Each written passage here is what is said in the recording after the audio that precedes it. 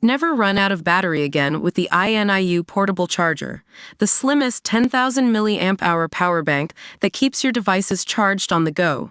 Stay powered up wherever you go. Click the link in the video description to shop now on Amazon.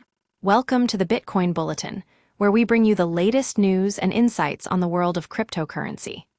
I'm your host, Emma, and today we're discussing a significant event in the Bitcoin ETF market that's left investors wondering what's next. So, last Thursday, BlackRock, one of the largest asset management giants, experienced a record withdrawal of $130.49 million from its spot Bitcoin ETF, IBIT.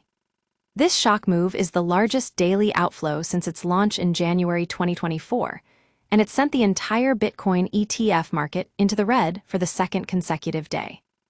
Now, let's take a closer look at what happened. After 18 consecutive days of positive flows on IBIT, BlackRock recorded this massive net outflow, which is not only the largest since its launch, but also more than double the previous record. This move has significant implications for the entire Bitcoin ETF market, and it raises questions about institutional momentum. But why did this happen?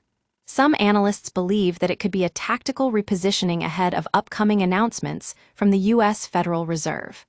With monetary policy decisions on the horizon, some investors may have chosen to temporarily reduce their exposure while waiting for more clarity. Others think it might be targeted profit-taking after Bitcoin's recent rebound. The situation is even more puzzling given that Bitcoin itself is trading in a consolidation zone without an obvious triggering event. It seems like there's a disconnect between price behavior and institutional flows, and that's got everyone scratching their heads. Now, let's look at the numbers. Despite some positive inflows in other funds, the total daily balance remains negative at $48.2 million. This imbalance highlights how significantly large fund outflows can affect the entire segment. But here's the thing. This wave of withdrawals doesn't signify a lasting rejection.